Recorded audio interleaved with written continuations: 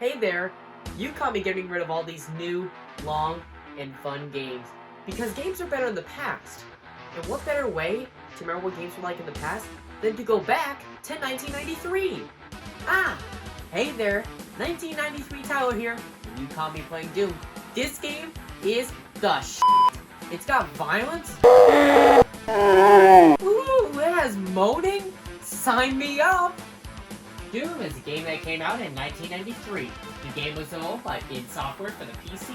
After the release of Wolfenstein 3D, lead programmer John Carmack self-isolated himself in order to craft a new engine for its software's future projects.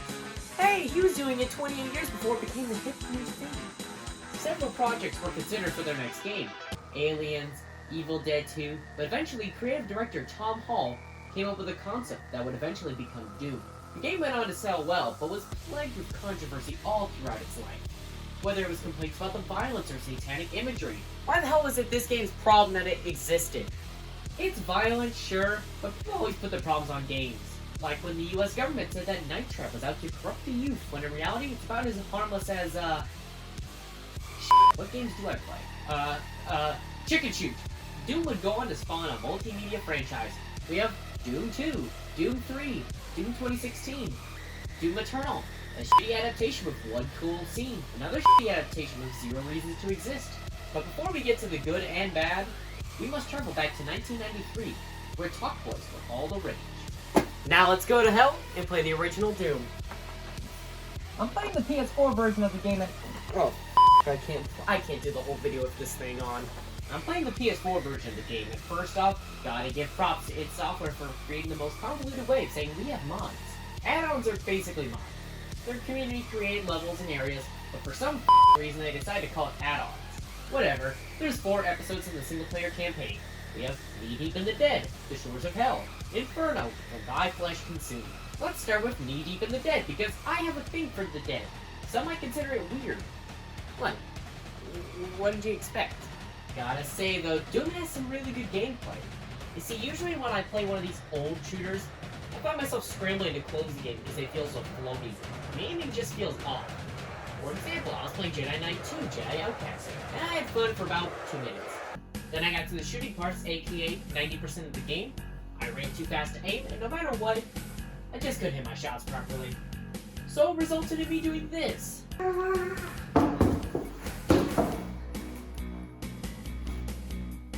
Did it! And me just wanting to play literally any other shooter that came out from 2007 to now. While here, I can actually stand and play it! It's really fun to play because Doom is designed extremely well.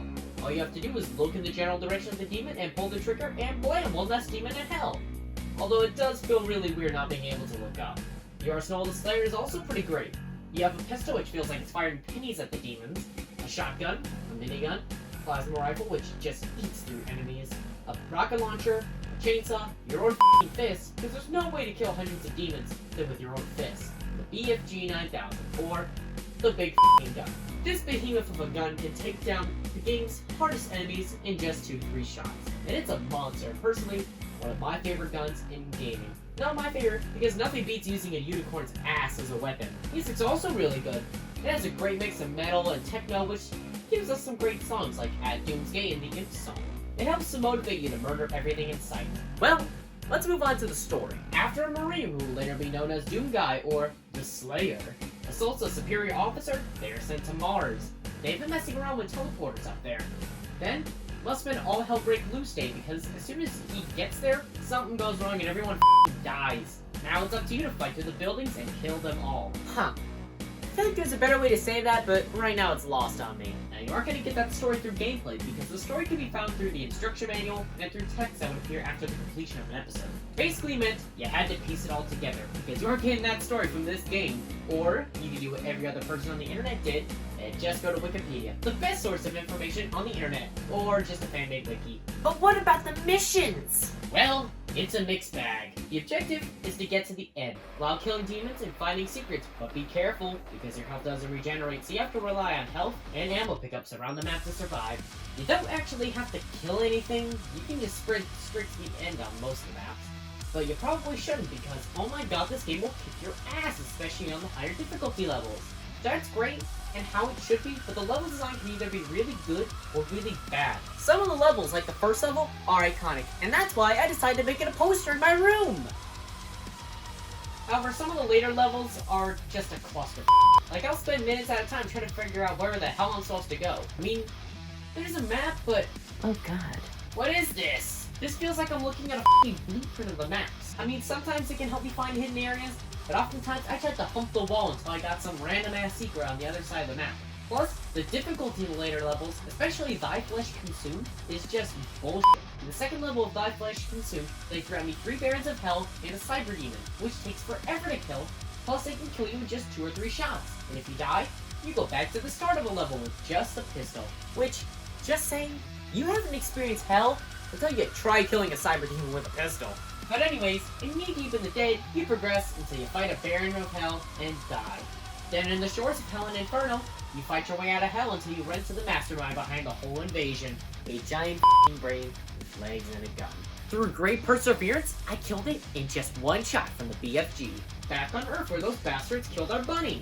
And it sets the stage for Doom Guy to retire and relax.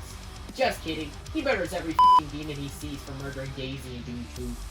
Thy Flesh Consumed is there to bridge the gap between Doom 1 and Doom 2, because it just shows Doom Guy's journey through hell as he tries to get back to Earth. So, Doom from 1993. It's really good and well designed, except for the levels. F*** the level design sometimes. But wait! I forgot about the multiplayer! Wait, you meant multiplayer? Yep, and it's nothing special. Just a normal game with another player trying to kill you too. But that doesn't matter, my package came in! You see, I ordered a Doom Guy costume off Craigslist to try and, complete the ensemble.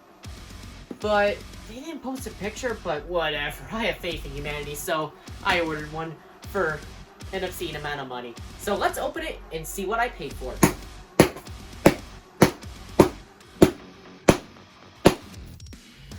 Damn it.